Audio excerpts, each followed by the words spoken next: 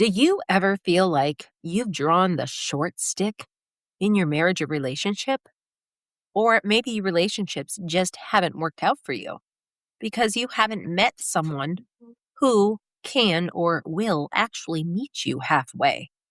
We don't always know how to articulate this without immediately being labeled a bitter woman, difficult, undateable, or, of course, the man hater.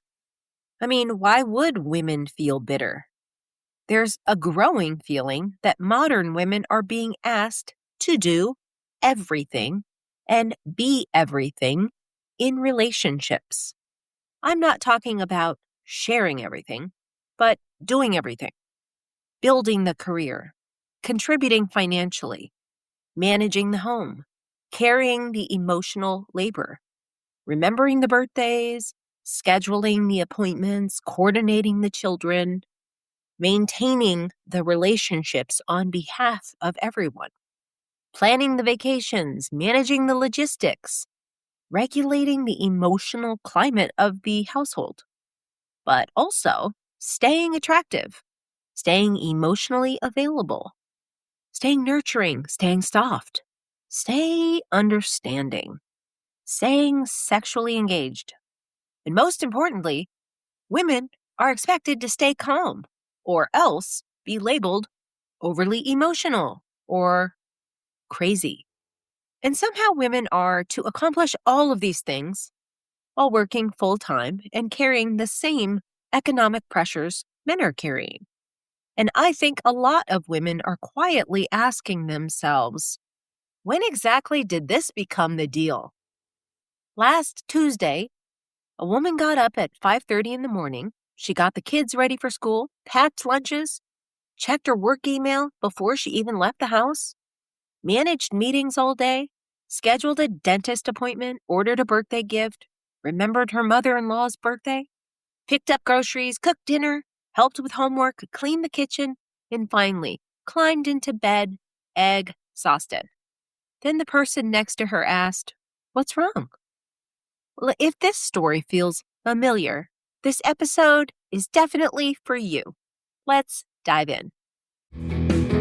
Welcome to the Bold Life School, the show that empowers you to elevate your life and to step into your full potential. I'm your host, Jamesyn, and this is where ambition meets authenticity, where you'll find the tools and inspiration to grow, evolve, and thrive. Each week, we dive into powerful topics that challenge the status quo, whether it's to break through limiting beliefs, navigate life's transitions, or embrace the bold moves that push you beyond your comfort zone. Now let's get into today's episode.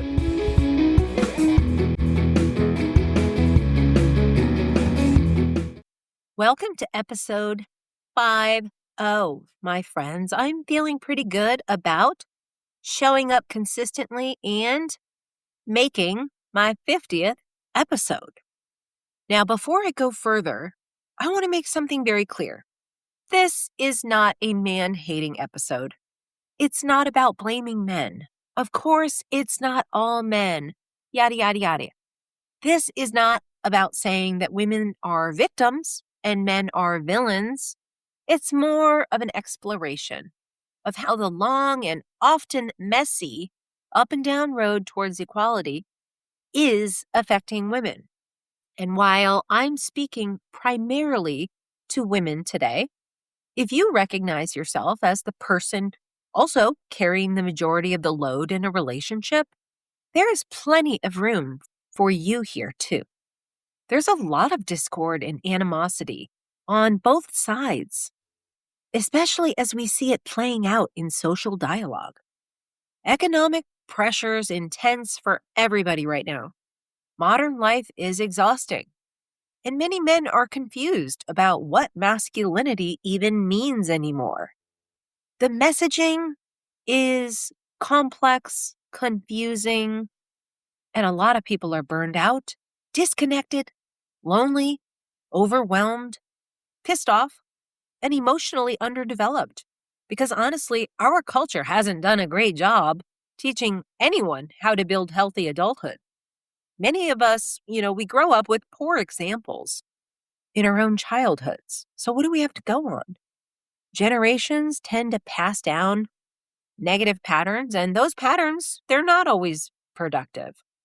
This clearly affects everyone's ability to regulate their emotions, communicate effectively, and work together in relationships.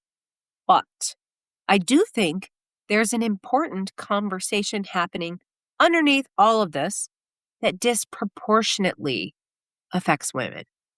Some modern relationship discourse asks women to contribute like modern partners while simultaneously behaving like traditional wives. For men who are no longer behaving like traditional providers, protectors, breadwinners, leaders, or emotionally mature partners. That's a contradiction. And that contradiction is creating enormous resentment on both sides. Not because women necessarily want to dominate everything. Not because women are asking to be financially dependent on men. Not because they're gold diggers. I mean, we all know the term gold digger. It's overused, frankly, these days, and it's known as someone who extracts financial resources from a partner. But what do we call someone who extracts emotional labor, domestic labor, organizational labor, relationship labor, parenting labor? What do we call that? It's an uncomfortable question, but I think it's worth exploring because many women are starting to realize they're carrying the full operational weight in modern life while still being expected to perform traditional femininity on top of it. And that's not partnership. That's not equality. That is overfunctioning. That ends in overload. And overload leads to burnout. And that is a big women's issue right now. Equality for women was never supposed to mean equality plus all of the previous stuff. But for many women, that's exactly what happened. We entered the workforce in massive numbers. We became educated, financially dependent. Women became super ambitious, capable, high-performing, self-sufficient. And that part is not the problem. The problem is that many women added these modern responsibilities without subtracting old expectations. So instead of now we share the load differently, the reality for many women became now I do both. Now I do all of that. I contribute financially and carry the emotional labor. I work full-time and manage the household. I lead professionally and absorb relationship responsibilities. I stay productive and stay nurturing. I remain independent and remain endlessly available to everyone else. I stay busy 24 hours a day and I stay sexy, beautiful, soft, and smiling. But eventually, many women hit a wall. Not because they're weak, not because they're incapable, but because human beings were never designed to sustainably carry this level of responsibility without support. So, I mean, who came up with this plan? It's easy to say men, but they can't take all the blame because many high-functioning women unconsciously become overfunctioners in relationships when given the option. Meaning, yeah, we're good at anticipating things, managing things, remembering things, fixing things, planning things, carrying things. So over time, we slowly become the default adult in the relationship. Not always because the man demanded it initially, sometimes, sure, but sometimes because competence itself becomes identity. If you're the capable one, the responsible one, the organized one, the emotionally intelligent one, the one who notices everything, you can slowly start absorbing more and more labor without even realizing it. And eventually, You wake up exhausted and resentful, wondering, how did I become responsible for everything? I think a lot of women are in management positions, not partnerships. And that sentence sounds funny until you really sit with it, because many women feel less like romantic partners and more like project managers, household coordinators, emotional support systems, financial backup plans, therapists, administrators, and cleanup crews for other people's irresponsibility. And this dynamic isn't sexy for anyone. I think that's part of what many women are struggling to articulate. They don't just feel tired, they feel hardened. They feel masculine. Because when you're carrying too much for too long, you stop showing up as the version of yourself you actually want to be. The playful version, the creative version, the curious version, the romantic version, the free version. And eventually, you stop recognizing yourself. This dynamic slowly destroys attraction, intimacy, softness, and emotional safety. It hardens people. It toughens them up. You may be nodding your head right now and thinking, yeah, this is why I am such a bitch. Especially women who've spent years carrying so much. You can only overfunction for so long before you stop feeling emotionally held by anyone. And we all need to feel held and supported. This is one of the hidden reasons so many women feel emotionally alone, even inside relationships. It's dividing, not because someone is physically absent, but because they no longer feel supported under the weight of the relationship or in their lives themselves. Now, I also think there's another side to this conversation that matters, because some men are struggling deeply right now too. Many men grew up with outdated expectations around masculinity, but without the same economic systems that once supported those roles. Many are feeling kind of directionless, disconnected, economically discouraged, emotionally unequipped, and socially isolated. When people feel lost, overwhelmed, or inadequate, they often retreat. They retreat into passivity or avoidance. They retreat into gaming, distractions, or emotional disengagement. And some become dependent on the women around them to carry emotional structure for the relationship or for the family. And again, I'm not saying this to shame men. I'm saying this because pretending that these patterns don't exist, it helps nobody. And these social issues are everywhere right now. They're vast and complex, unsolvable today. I know that. But as women, what we can do is to become more conscious of the role that we play.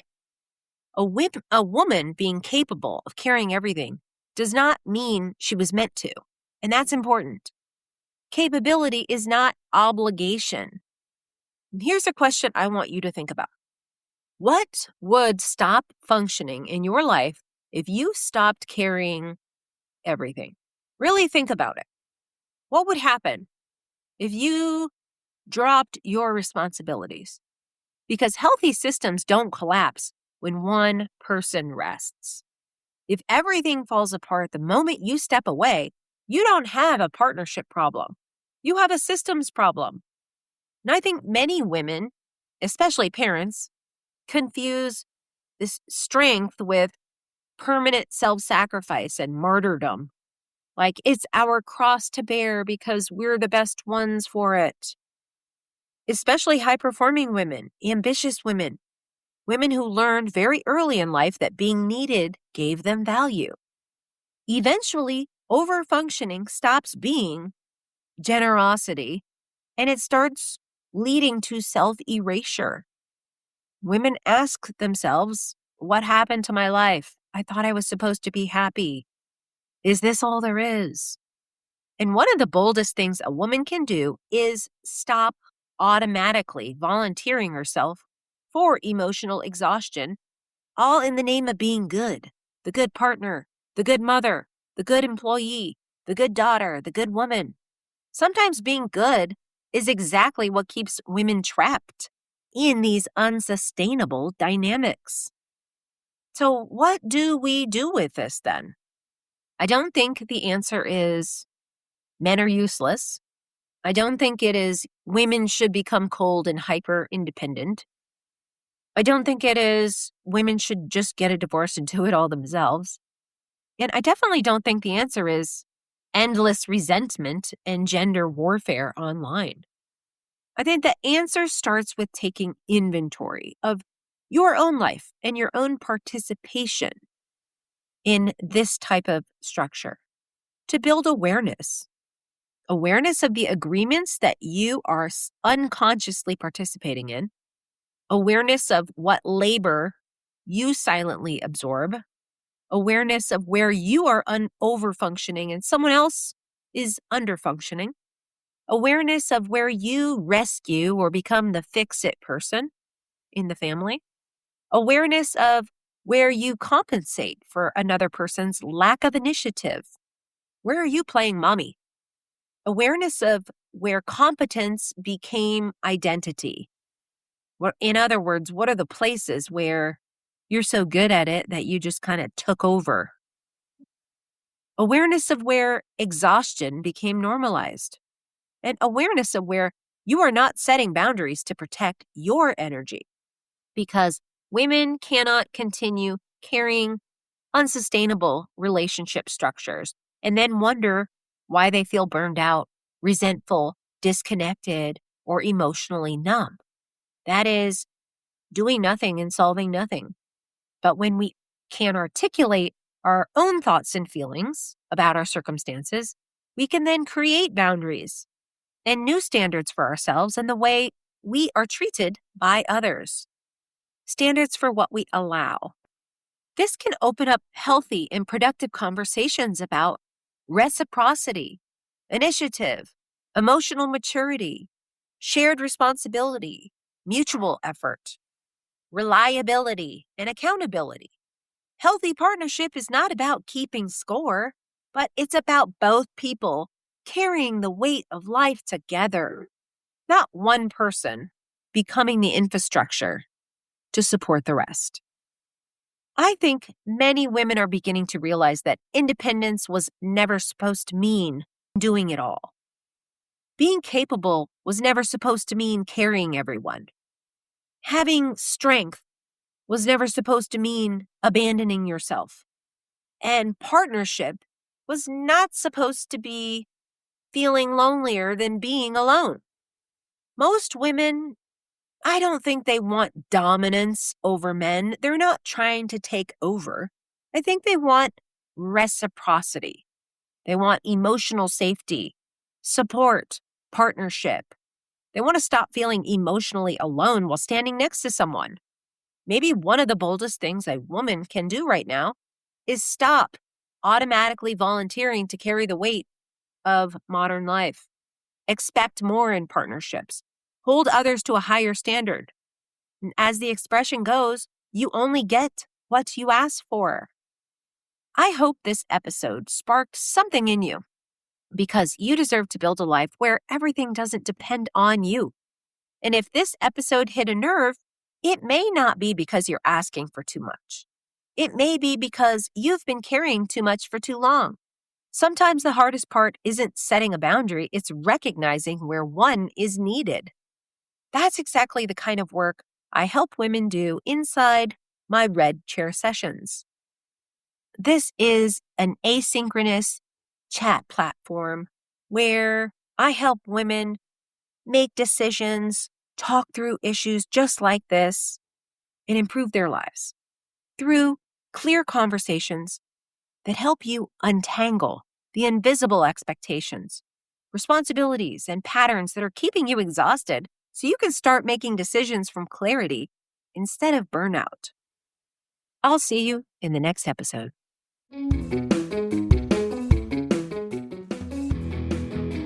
If you enjoyed today's episode, head over to theboldlife.coach for more resources, Join our community and start living your boldest life today.